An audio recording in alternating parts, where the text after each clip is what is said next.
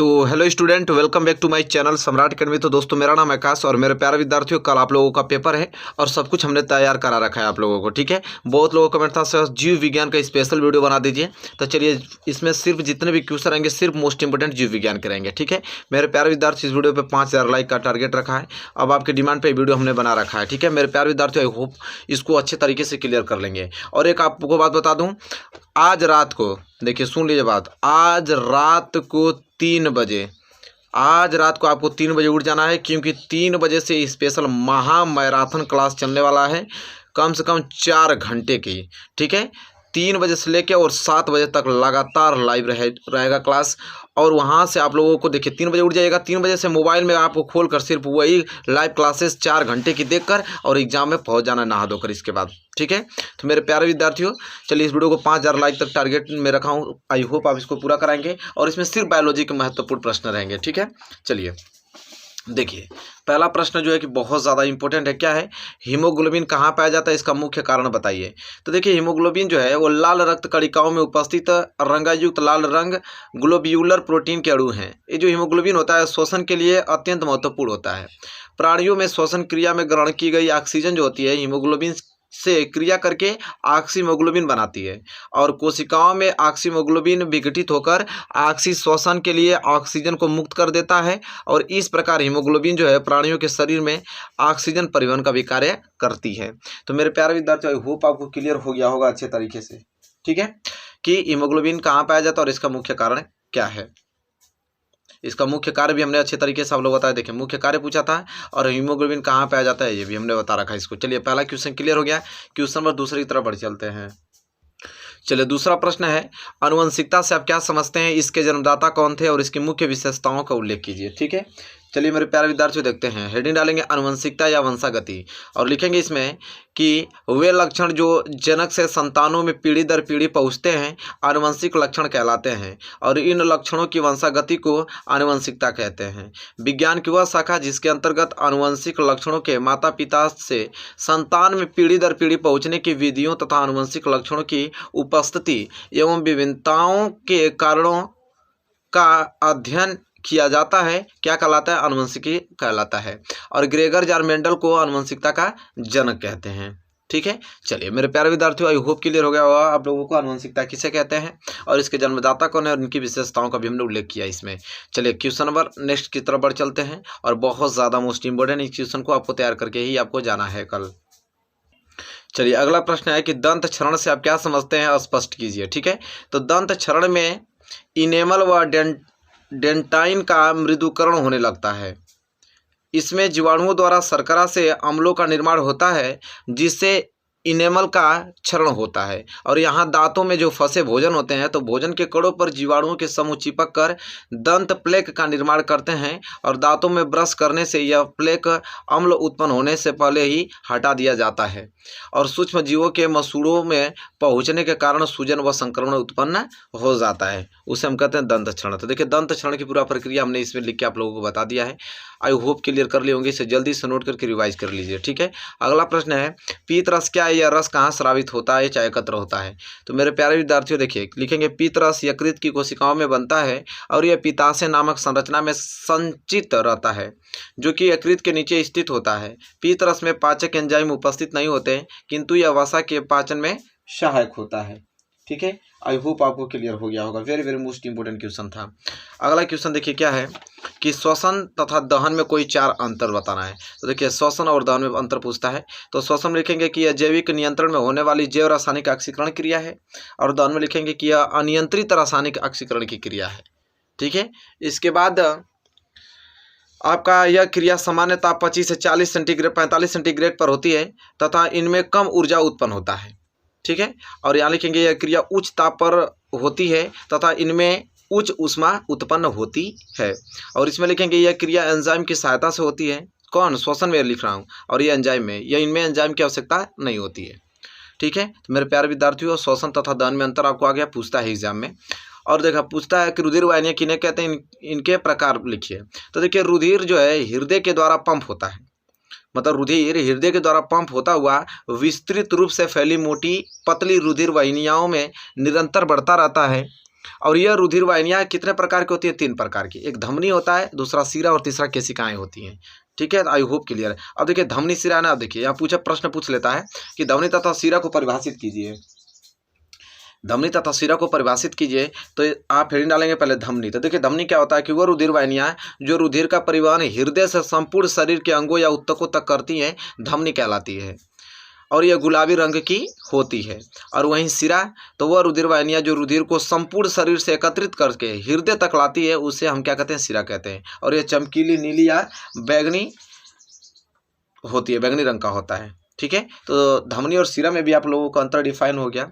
इसके बाद देखिए प्रश्न अगला है, वेरी वेरी मोस्ट इंपोर्टेंट, कि जीवों के जनन की विखंडन एवं खंडन विधि को उदाहरण सहित स्पष्ट कीजिए।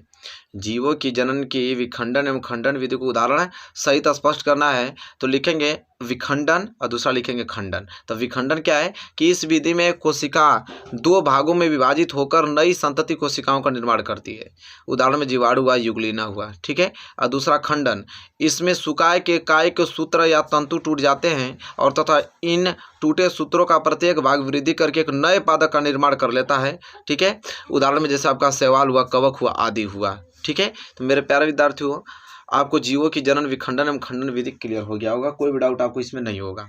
ठीक है, आई होप आपको क्लियर हो गया। प्रश्न बहुत ज़्यादा इंपॉर्टेंट था।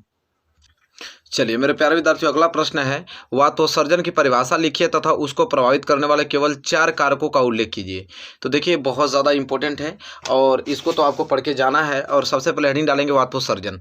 अब वातोत्सर्जन क्या है कि पादपों के वायवीय भागों से वाष्प के रूप में होने वाली जल हानि को वातोत्सर्जन कहते हैं। और वातोत्सर्जन को प्रभावित करने वाले वातावरणीय कारक जो है निम्न है। कौन कौन? तो पहला आपका वायुमंडलीय आर्द्रता होता है, क्योंकि वायु की आर्द्रता बढ़ने से वातोत्सर्जन की दर कम हो जाती है और आर्द्रता घटने से वातोत्सर्जन की दर बढ़ जाती है। तो ये तो वायुमंडलीय आर्द्रता पर निर्भर करता है। दूसरा वायु की गति। तो देखिए इसकी गति जो होती है जितनी अधिक होगी, वायु की गति जितनी अधिक होगी तो वातोत्सर्जन की दर भी उतना ही अधिक होगा। लेकिन तेज हवा चलने पर जो पड़रंध्र बंद हो जाते हैं और वातोत्सर्जन की दर क्या होने लगती है? कम हो जाती है। अगर ज़्यादा तेज हवा चलेगा तब पड़रंध्र बंद हो जाते हैं। हालांकि नॉर्मल हवा तेज चलता रहेगा तो वातोत्सर्जन की दर बढ़ती रहेगी। ठीक है, तीसरा तापमान है। कह रहा है कि वायुमंडलीय ताप में वृद्धि होने के कारण वायु की आर्द्रता कम हो जाती है और वातोत्सर्जन की दर बढ़ जाती है। और तापमान कम होने पर वातोत्सर्जन की दर क्या हो जाती है? कम हो जाती है। तो ये तो तापमान पर हो गया। तीसरा चौथा है प्रकाश तीव्रता। कह रहा है कि प्रकाश की तीव्रता वृद्धि के साथ साथ तापमान में वृद्धि और वायुमंडलीय आर्द्रता कम हो जाती है और जिससे वातोत्सर्जन की दर भी क्या हो जाती है? बढ़ जाती है। तो ये तो प्रकाश की तीव्रता का कारण हुआ। ठीक है, आई होप आपको यहाँ तक क्लियर हो गया, कोई डाउट नहीं होना चाहिए। तो ये वातोत्सर्जन वाला आपको क्लियर करके ही जाना है। और इसके बाद वाला जो मोस्ट इंपोर्टेंट यह है कि उत्सर्जन किसे कहते हैं और मनुष्य के शरीर में कौन से उत्सर्जी अंग पाए जाते हैं। तो देखिए सबसे पहले सिंपल है, हेडिंग डालेंगे उत्सर्जन। और उत्सर्जन क्या होता है कि जय प्रक्रम जिसमें हानिकारक उपापचयी वर्ज्य पदार्थों का निष्कासन होता है उत्सर्जन कहलाता है। तथा उत्सर्जन को कार्यान्वित करने वाले अंग जो है उत्सर्जी अंग कहलाते हैं। और देखिए लिखा है यहाँ पे मनुष्य के शरीर में उत्सर्जन अंग निम्न है। कौन कौन से उसके कार्य क्या होते हैं? देखिए पहला वृक्क जिसको किडनी कहते हैं। तो कह रहा है कि यह मुख्य उत्सर्जी अंग है। यह हानिकारक पदार्थों को रुधिर से छानकर पृथक कर लेता है तथा इन्हें मूत्र के रूप में बाहर निकाल देता है। ये वृक्क का कार्य होता है। आपके शरीर में जितने हानिकारक पदार्थ होते हैं उसको उत्सर्जित करके रुधिर से छान कर पृथक कर लेता है और इन्हें मूत्र की सहायता से बाहर निकाल देता है। ये आपका वृक्क किडनी का कार्य होता है। त्वचा स्किन का कार्य क्या है कि यह उत्सर्जी पदार्थों को पसीने के रूप में मुक्त करता है। जितना भी गंदगी होती है आपके पसीने के रूप में बाहर कर देता है आपका त्वचा स्किन। लीवर का कार्य क्या होता है? यकृत, जिसे यकृत बोलते हैं। तो यह उपापचय को कम हानिकारक पदार्थों में बदलकर उत्सर्जन में सहायता करता है और मनुष्य में जो यकृत होता है अमोनिया को यूरिया में बदलता है। इसके बाद है चौथा फेफड़ा, लंग्स की जिसे कहते हैं। फेफड़ा कार्य क्या होता है? तो यह कार्बन डाइऑक्साइड का उत्सर्जन करता है। इसके बाद देखिए अलग क्लियर होगा ना, उत्सर्जन किसे कहते हैं? मनुष्य के शरीर में कौन कौन से उत्सर्जी अंग पाए जाते हैं पूरा अच्छे तरीके से हमने लिख कर बताया। इसके बाद वाला प्रश्न है कि परागण क्या है और ये कहाँ पाए जाते हैं और विभिन्न प्रकार के परागण का उल्लेख कीजिए। तो चलिए देखते हैं परागण क्या है। तो उत्तर लिखेंगे कि पादप में जो परागकण होता है वो नर युग्मक होते हैं और यह पुंकेसर के फूले हुए भाग पराग कोष में पाए जाते हैं। देखिए परागण मुख्य रूप से 2 ही प्रकार के होते हैं। एक स्वपरागण होता है। तो स्वपरागण हेडिंग डालिए। क्या होता है कि किसी पादप के पुष्प के परागकण उसी पुष्प के वर्तिकाग्र पर या उस पादप के किसी अन्य पुष्प के वर्तिकाग्र पर अथवा कायिक जनन द्वारा तैयार किए गए उसी जाति के किसी अन्य पादप के पुष्प के वर्तिकाग्र पर पहुंचने की क्रिया को ही हम स्वपरागण कहते हैं। और दूसरा परपरागण होता है। परपरागण क्या कि जब एक पुष्प के परागण लैंगिक जनन द्वारा उत्पन्न उसी जाति के अन्य पादप के वर्तिकाग्र पर विभिन्न माध्यमों में पहुँचते हैं तो इसे हम पर परागण कहते हैं। और पर परागण कीटों द्वारा, वायु द्वारा, जल द्वारा और जंतुओं के माध्यम से होता है। तो मेरे प्यारे विद्यार्थियों, आई होप आपको ये प्रश्न क्लियर हो गया होगा। बहुत ज़्यादा इंपॉर्टेंट है कि परागण क्या है और ये कहाँ पाए जाते हैं और विभिन्न प्रकार के परागण का उल्लेख कीजिए। ये जरूर कल आपको पेपर में देखने को मिलेगा। तो आई होप क्लियर हो गया होगा ये प्रश्न। चलिए नेक्स्ट प्रश्न की तरफ बढ़ चलते हैं। देखिए कह रहा है कि पौधे सजीव होते हैं क्यों, स्पष्ट कीजिए। तो देखिए पौधे में जो है मनुष्य की तरह ही ऑक्सीजन लेने एवं कार्बन डाइऑक्साइड छोड़ने की क्षमता होती है और पौधे मनुष्य की तरह ही प्रकाश संश्लेषण के माध्यम से अपने भोजन का निर्माण करते हैं जो उनकी वृद्धि में सहायक होता है। और इस कारण हम कह सकते हैं कि पौधे भी क्या होते हैं, सजीव होते हैं। ठीक है, तो ये पौधे सजीव क्यों होते हैं, आई होप आपको क्लियर हो गया होगा। बहुत ही ज़्यादा मोस्ट इंपोर्टेंट क्वेश्चन था।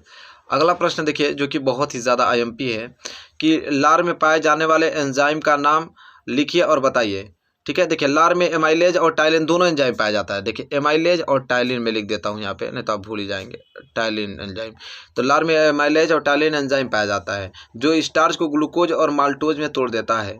और मानव द्वारा खुद अन्य स्तनपोषियों के लार में एमाइलेज पाया जाता है जो पाचन सहायक होता है। पौधे एवं कुछ बैक्टीरिया भी इस एंजाइम को पैदा करती हैं। तो देखिए एमाइलेज तो पाया जाता है, टाइलिन भी पाया जाता है। तो ये ना सोचिएगा कि टाइलिन नहीं बताया, टाइलिन में यहाँ लिख दिया हूँ। ठीक है, क्या आई होप आपको क्लियर हो जाएगा। बहुत ज़्यादा इंपॉर्टेंट है मेरे प्यारे विद्यार्थियों। आई होप आपको ये प्रश्न क्लियर हो गया होगा अच्छे तरीके से। चलिए अगला प्रश्न है कि पुरुषों में पाए जाने वाले लिंग गुणसूत्र का विवरण दीजिए। ठीक है, तो देखिए कैसे लिखेंगे कि लिंग निर्धारण करने वाले गुणसूत्र लिंग गुणसूत्र कहलाते हैं। इन्हें हेरेटोसोम भी कहते हैं। लिंग गुणसूत्र नर और मादा दोनों में अलग अलग होते हैं और यह प्रायः यक्ष और वाई गुणसूत्र कहलाते हैं। मनुष्य में जो लिंग निर्धारण इन्हीं गुणसूत्रों द्वारा होता है और पुरुषों में पाए जाने वाले जो लिंग गुणसूत्र है वो यक्ष वायु होते हैं। ठीक है, पुरुषों में पाए जाने वाले लिंग गुणसूत्र क्या होते हैं, यक्ष और वायु होते हैं। बहुत ज़्यादा इंपॉर्टेंट है क्वेश्चन मेरे प्यारे विद्यार्थियों। आई होप आपको क्लियर हो गया होगा। ठीक है, वेरी वेरी मोस्ट इंपॉर्टेंट ये क्वेश्चन है। चलिए अगला प्रश्न देख लेते हैं। अगला प्रश्न आपका यह है कि अमाशय किसे कहते हैं और इसके 3 प्रमुख कार्य लिखिए। या तो प्रश्न इस प्रकार पूछता है कि अमाशय में अम्ल की भूमिका क्या है। तो लिखेंगे कि अमाशय उदर गुहा में स्थित कैपिटल जे आकार की थैली नुमा संरचना है और यह आहार नाल का सबसे चौड़ा भाग है जिसकी लंबाई लगभग 24 सेंटीमीटर तथा चौड़ाई जो है 10 सेंटीमीटर होती है। अमाशय के प्रमुख या कार्य निम्नलिखित है। कौन कौन। पहला, अमाशय में देखिए पेशीय क्रमाकुंचन गति के कारण भोजन जो है लुगदी में रूपांतरित हो जाता है। दूसरा आपका जठर रस, देखिए जठर रस में उपस्थित यशियल भोजन को सड़ने से बचाता है तथा जीवाणुओं को नष्ट करता है। तीसरा है अमाशय से स्रावित जठर रस में उपस्थित पेप्सिन, रेनिन तथा लाइपेज एंजाइम क्रमशः प्रोटीन, दुग्ध तथा वसा का पाचन करते हैं। ठीक है, क्लियर यहाँ तक। इसके बाद मेरे प्यारे विद्यार्थी ये प्रश्न क्लियर हो गया होगा। अगला क्वेश्चन है कि पूछता है कि श्वसन तथा श्वासोच्छ्वास में अंतर लिखिए। तो देखिए श्वसन इधर श्वासोच्छ्वास हेडिंग डालना है। श्वसन में लिखेंगे कि श्वसन एक उपापचयी क्रिया है जिसमें ग्लूकोज का जो होता है ऑक्सीकरण होता है और जिसमें कार्बन डाइऑक्साइड और ऊर्जा उत्पन्न होती है। और इसमें श्वासोच्छ्वास में पहला कि यह एक भौतिक प्रक्रिया है जिसमें शरीर ऑक्सीजन का अंतःग्रहण करता है और कार्बन डाइऑक्साइड का वही क्षेपण करता है। इसमें लिखेंगे दूसरा पॉइंट कि यह क्रिया कोशिकाओं के अंदर होती है। ठीक है, और इसमें लिखेंगे कि यह क्रिया कोशिकाओं के बाहर होती है। ये लिखेंगे कि इस क्रिया में एंजाइमों की आवश्यकता होती है। इसमें लिखेंगे इसमें एंजाइम की आवश्यकता नहीं होती है। फिर लिखेंगे कि यह क्रिया में मुख्य श्वसनांग माइटोकॉन्ड्रिया होती है और इनमें जो होता है मुख्य श्वसनांग जो है फेफड़े होते हैं। ठीक है, तो आई होप आपको क्लियर हो गया होगा। बहुत ज़्यादा मोस्ट इंपोर्टेंट क्वेश्चन था मेरे प्यारे विद्यार्थियों और बहुत ज़्यादा आईएमपी क्वेश्चन है। ठीक है, किसी कीमत पे इसे तैयार करके आप पहुँचिएगा एग्जाम में। अगला प्रश्न यहाँ पे यह है, अगला प्रश्न है कि विक्राणु जिसे नेफ्रॉन कहते हैं इसका स्वच्छ नामांकित चित्र बनाइए तथा इसके कार्य का वर्णन कीजिए। तो देखिए सबसे पहले हेडिंग डालेंगे विक्राणु के कार्य और लिखेंगे कि इसका जो प्राथमिक कार्य है वो रुधिर में से यूरिया व नाइट्रोजन वज्र पदार्थों को हटाना होता है और इसके अतिरिक्त इसके अन्य कार्य जो है अमोनिया, विष, औषधि, रंगों पदार्थ जैसे हाइड्रोजन और पोटेशियम आयन जल आदि की मात्रा को रुधिर में कम करके रुधिर की समस्थैतिकता को बनाए रखना है और ये मूत्र निर्माण व चयनात्मक पुनरावशोषण द्वारा लाभदायक पदार्थों को वापस रुधिर में पहुंचाने का भी कार्य करता है। कौन? विक्राणु, जिसे नेफ्रॉन कहते हैं। उसका चित्र पूछा था। देखिए चित्र इस प्रकार बनता है। देखिए एवरी क्या धमनी का शाखा है, यह अविवाही धमनियां है, यह केशिका गुच्छा है। यह वाला पोर्शन जो आपको दिखाई दे रहा है अपवाही नलिका है। यह पूरा भाग आपका स्पिक्स कुंडलिया नलिका है। यह आपका अवरोही नलिका है। यहाँ से लेकर यहाँ तक पार्ट रुधिर कोशिकाओं की जाल है और यह हेनले का लूप है। ठीक है, ये वाला पोर्शन जो है आरोही नलिका है। ये वाला डंडी नुमा आकार जो है वो आपका सग्र वाहिनियाँ है और यह वाला दूरस्थ कुंडला नलिका है। तो ये चित्र भी आप लोग बना के ही अब एग्जाम में जाना है। तो आई होप आपको क्लियर हो गया होगा ये प्रश्न। चलिए अगला प्रश्न है कि पोषण क्या है, पोषक की आवश्यकता क्यों पड़ती है। ठीक है, तो चलिए सबसे देखते हैं पोषण क्या होता है। तो शरीर की जीवित दशा में बनाए रखने के लिए, शरीर को मतलब जीवित दशा में बनाए रखने के लिए कोशिका में निरंतर उपापचय होता रहता है और उपापचय के लिए भोजन या कच्चा माल जीवधारी वातावरण से लेते रहते हैं और इसे पोषण कहते हैं। और ऊर्जा उत्पादन, मरकत तथा वृद्धि के लिए पोषण की आवश्यकता पड़ती है। तो मेरे प्यारे विद्यार्थियों आई होप क्लियर हो गया पोषण क्या है और इसकी आवश्यकता क्यों पड़ती है। अगला है, यहाँ तक क्लियर हो गया आप लोगों को ना, बहुत ज़्यादा इंपॉर्टेंट है मेरे प्यारे विद्यार्थियों। किसी कीमत पे आपको तैयार करके इसे पहुँचना है एग्जाम में। देखिए मेरे प्यारे विद्यार्थियों, यह प्रश्न बहुत ज़्यादा इंपॉर्टेंट है कि पूर्ण भवन का क्या तात्पर्य है, उदाहरण सही समझाइए। तो देखिए पूर्ण भवन क्या होता है कि स्पंज, हाइड्रा आदि जीवों को 2 या 2 से अधिक भागों में काटने पर प्रत्येक भाग जो है अपनी कमियों को पूरा करके एक पूर्ण जीव बना लेते हैं। इसी प्रकार केचुआ, सितारा, मछली आदि भी शरीर का अधिकांश भाग दोबारा बना लेते हैं। पुनरुद्ध भवन के गुण के कारण हाइड्रा की 1 से अधिक जातियां के कटे हुए शरीर आपस में जोड़े जा सकते हैं और इस क्रिया को हम क्या कहते हैं, रोपण कहते हैं। तो मेरे प्यारे विद्यार्थियों आई होप आपको क्लियर हो गया होगा अच्छे तरीके से। ठीक है, कि पुनरुद्ध भवन किसे कहते हैं, बहुत ज़्यादा इंपॉर्टेंट है। ठीक है, चलिए इसके बाद है आप लोगों का यह प्रश्न बहुत ज़्यादा इंपॉर्टेंट है कि प्रकाश संश्लेषण किसे कहते हैं और प्रकाश संश्लेषण के लिए आवश्यक विभिन्न घटकों के नाम लिखिए। देखिए 2013, 14, 15, 17, 18, 20 में पूछा है। तो प्रकाश संश्लेषण किसे कहते हैं, प्रकाश संश्लेषण के लिए आवश्यक विभिन्न घटकों के नाम लिखना है ना। सबसे पहले उत्तर में लिखेंगे कि प्रकाश संश्लेषण वह उपापचय क्रिया है जिसके द्वारा अकार्बनिक सरल यौगिक को जल अथवा कार्बन डाइऑक्साइड को प्रकाशीय ऊर्जा के द्वारा कार्बोहाइड्रेट के रूप में बदल दिया जाता है और प्रकाशीय ऊर्जा का उपयोग जो है वो पर्णहरित की उपस्थिति में किया जाता है तथा इसमें जो है ऑक्सीजन उप उत्पाद के रूप में निकलती है। ठीक है, इसके देखिए रिएक्शन भी हमने यहाँ पे लिख दिया है आप लोगों को। कार्बन डाइऑक्साइड और जल के साथ अभिक्रिया कर सूर्य के प्रकाश की उपस्थिति में पर्णहरित में ग्लूकोज और पानी और ऑक्सीजन निकल रहा है यहाँ पे। ठीक है, और इसके विभिन्न घटक है। प्रकाश संश्लेषण के लिए निम्न पदार्थ अति आवश्यक है। देखिए सूर्य का प्रकाश होना चाहिए, कार्बन डाइऑक्साइड होना चाहिए, जल होना चाहिए, क्लोरोफिल होना चाहिए, भी प्रकाश संश्लेषण होगा। ठीक है, चलिए अगला प्रश्न है श्वसन को परिभाषित कीजिए कि श्वसन क्या होता है। तो देखिए श्वसन वह क्रिया है जिसमें कोशिका के अंदर कार्बनिक यौगिकों प्राय ग्लूकोज का ऑक्सीकरण होता है और इस क्रिया में जो कार्बन डाइऑक्साइड तथा ऊर्जा उत्पन्न होती है, इस ऊर्जा को विशेष एटीपी अणुओं में विभवीय ऊर्जा के रूप में संचित किया जाता है। और देखिए यहाँ पर रिएक्शन भी हमने इसको लिख दिया है। ये प्रश्न बहुत ज़्यादा ही मोस्ट इंपोर्टेंट है, इसे तैयार करके आपको जाना है मेरे प्यारे विद्यार्थियों। ठीक है, अगला प्रश्न जो है वेरी वेरी मोस्ट इंपोर्टेंट, जो कि तैयार करके ही आपको जाना है किसी कीमत पे। यह प्रश्न क्या है मेरे प्यारे विद्यार्थियों, बहुत ज़्यादा इंपॉर्टेंट है कि साबुन की सफाई प्रक्रिया को मिशेल अवधारणा के आधार पर समझाइए अथवा साबुन की सफाई प्रक्रिया की क्रिया विधि समझाइए। तो सबसे पहले हेडिंग डालेंगे साबुन की सफाई क्रिया विधि और लिखेंगे कि साबुन के अणु जो है श्रृंखला वाले कार्बोक्सिलिक अम्लों के सोडियम एवं पोटेशियम लवण होते हैं और साबुन का जो अणु होता है वो 2 सिरों वाला होता है जिसे निम्न प्रकार प्रदर्शित किया जा सकता है। 2 सिरों वाला होता है। देखिए हाइड्रोकार्बन भाग, आयनिक भाग, एक आपका हाइड्रोकार्बन भाग होता है, दूसरा आयनिक भाग होता है। ठीक है, कह रहा है कि जो हाइड्रोकार्बन भाग होता है वो तेल मैल में घुलता है जबकि आयनिक भाग जो होता है वो जल में घुलता है। जल में जो है साबुन घोलकर कपड़ा धोने पर साबुन के जो अणु है मिशेली संरचना तैयार करते हैं जहां साबुन के अणु का एक सिरा तैलीय कण मैल की ओर तथा आयनिक सिरा बाहर की ओर होती है और इसमें पानी में इमल्सन बनता है और इस प्रकार साबुन का मिशेल मैल को पानी में घोलने में मदद करता है और हमारे कपड़े क्या हो जाते हैं, साफ हो जाते हैं। ठीक है मेरे प्यारे विद्यार्थियों, बहुत ज़्यादा इंपॉर्टेंट ये क्वेश्चन है, इसे तैयार करके आपको एग्जाम में पहुंचना है कल। चलिए मेरे प्यारे विद्यार्थियों, अगला प्रश्न जो कि 6 नंबर के लिए प्रश्न पूछे जाते हैं कि मुख से लेकर आमाशय तक होने वाली पाचन क्रिया को प्रभावित करने वाले एंजाइमों के कार्य का उल्लेख कीजिए। यह तो पूछ लेता है कि पाचक एंजाइमों का क्या कार्य है। तो देखिए कैसे लिखेंगे इसको कि देखिए मुख से लेकर आमाशय तक अनेक एंजाइम स्रावित होते हैं जो भोजन के पाचन में क्या होते हैं, सहायक होते हैं। मुख में कार्बोहाइड्रेट का पाचन होता है। लार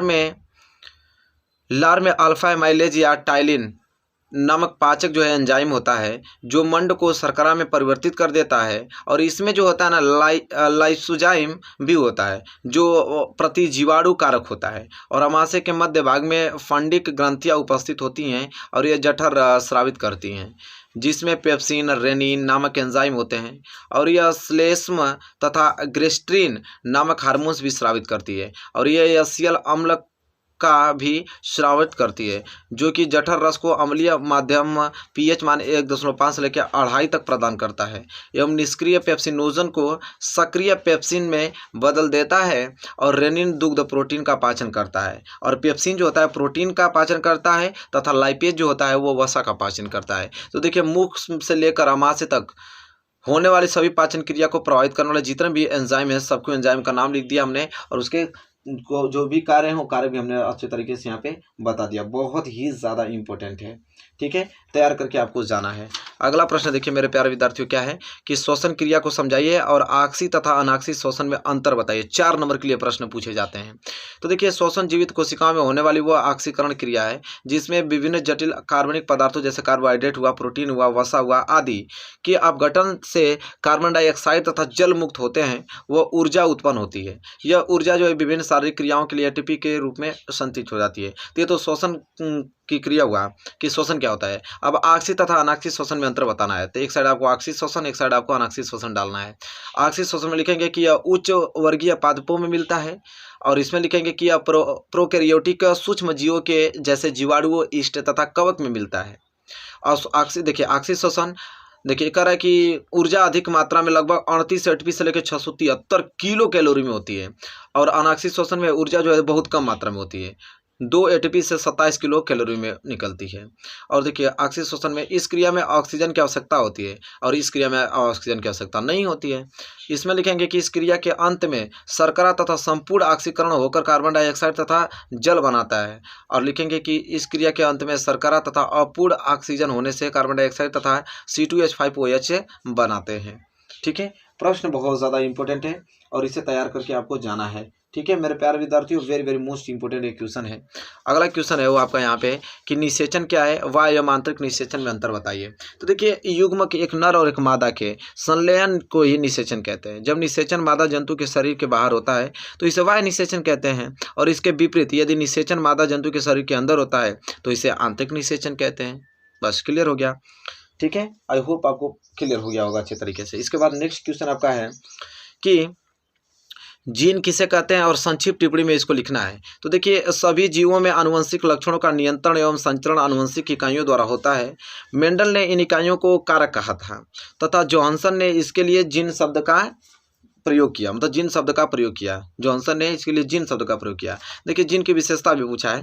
तो देखिए जीन की विशेषता लिखेंगे हम लोग कैसे कि पहला, जीन जो है गुणसूत्र के क्रोमोसोमा पर माला के मोतियों के समान रैखिक क्रम में लगी रचनाएं हैं जो आनुवंशिक लक्षणों का नियंत्रण करती हैं। और दूसरा इसकी विशेषता है कि जीन संचरण की इकाई है जो जनक से संतानों में पहुंचती है। तीसरा इसका कि जीन उत्परिवर्तन की इकाई है और जिनकी संरचना जो है, जिनकी संरचना में परिवर्तन होता रहता है। चौथा है कि जीन कायकी की इकाई है, ये जीवों की विभिन्न लक्षणों का नियंत्रण करती है। इसके बाद पांचवा जो है, जीन जो है डीएनए का वह भाग है जिसमें एक प्रोटीन या पॉलीपेप्टाइड श्रृंखला के संश्लेषण की सूचना मतलब देती है, मतलब सूचना होती है उसमें। ठीक है, आई होप आपको क्लियर हो गया। प्रश्न बहुत ज़्यादा इंपॉर्टेंट है और ये वाला प्रश्न पूछिए मत, बहुत ज़्यादा इंपॉर्टेंट है। प्रश्न क्या है कि मेंडल ने अपने प्रयोगों के लिए किस पौधे को चुना और इस पौधे को चुनने के कारण बताइए। तो देखिए कैसे आप उत्तर देंगे कि मेंडल ने अपने प्रयोगों के लिए मटर के पौधे को चुना क्योंकि कारण यह था पहला कि मटर कम समय में ही उगने वाला पौधा है जिसे आसानी से उगाया जा सकता है तथा इसमें स्वपरागण के फलस्वरूप अनेक बीज बनाने की समान क्षमता भी रहती है। दूसरा है कि मटर में विभिन्न लक्षणों वाली प्रजातियां सरलता से मिल जाती हैं तथा यह विभिन्न पर्यावरणीय परिस्थितियों में भी सामान्य प्रजनन क्षमता रखती है। ठीक है, तो इसलिए उन्होंने मटर के पौधे को चुना। तो मेरे प्यारे विद्यार्थी, इतने सारे मोस्ट इंपोर्टेंट बायो को हमने बताया, सभी प्रश्न आपको तैयार होने चाहिए। तो मेरे प्यारे विद्यार्थी, वीडियो आपको कैसी लगी बताइए। वीडियो अच्छी लगी तो प्लीज़ लाइक कीजिए और चैनल पर नए हैं तो चैनल को सब्सक्राइब करके बेल आइकन को प्रेस कर लीजिए। मिलेंगे एक प्यारे से नेक्स्ट वीडियो में, तब तक के लिए धन्यवाद।